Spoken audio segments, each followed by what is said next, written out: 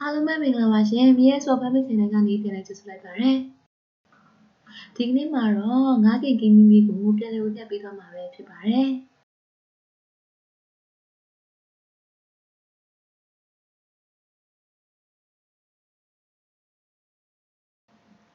ငါးကင်လေးရဖို့အတွက်ပါဝင်ပစ္စည်းတွေအနေနဲ့ကတော့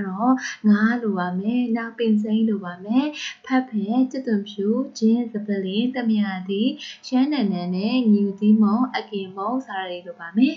။ပါဝင်ပစ္စည်းတွေရပြီဆိုလို့ရှိရင်တော့ပထမဆုံးငါးကင်လေးရဖို့အတွက်ငါးအရွယ်တော်လေးတွေကိုသေချာလေးတန့်စင်ပြီးတော့မှရေစစ်စစ်ထားပေးဖို့လိုပါမယ်။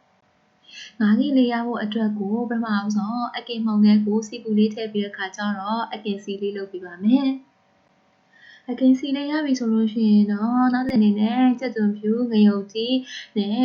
ရွက်အားလုံးကိုကြိတ်ထားပေးရပါမယ်။အခုနကကြိတ်ထားတဲ့ရွက်သေးကိုတံမြာသည်ငရုတ်စီနဲ့ငယ်တဲ့နောက်စား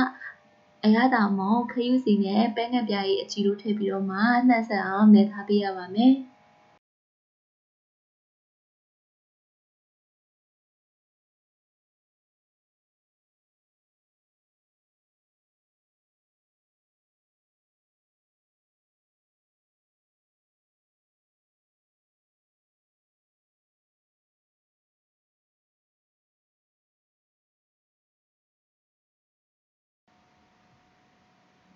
ငါးကိုလည်းအရသာအနည်းငယ်ထည့်ပြီးတော့မှ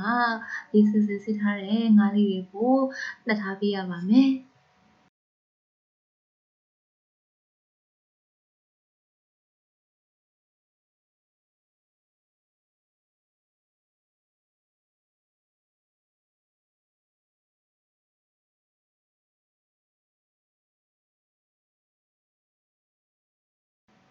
အခုနကနှက်ထားတဲ့ငါးရဲ့ဗိုက်ထဲကိုအစာလေးတွေအခုနကကြိတ်ပြီးတော့မှပေးထားတဲ့အရွက်အစုံကိုအစာသွတ်ပြီးထည့်ပေးပါမယ်။ငါးဗိုက်ထဲကိုအခုနကနှက်ထားတဲ့အရသာမုံစစ်စစ်ထည့်ထားတဲ့အရွက်အားလုံးကိုထည့်ပြီးသွားပြီဆိုလို့ရှိရင်တော့ငါးစကင်လို့ရပါပြီ။ငါးလေးကင်တဲ့အခါမှာအခုနကအစင်သစ်လုပ်ထားတဲ့အကင်စီလေးကိုတစ်ဖက်တစ်ချက်စီမှာတေချာလေးတုပ်လိုက်ပြီးအခါကျတော့မိမိမြင်းလေးနဲ့လှန်ပြီးတော့မှကင်ထားပြရပါမယ်။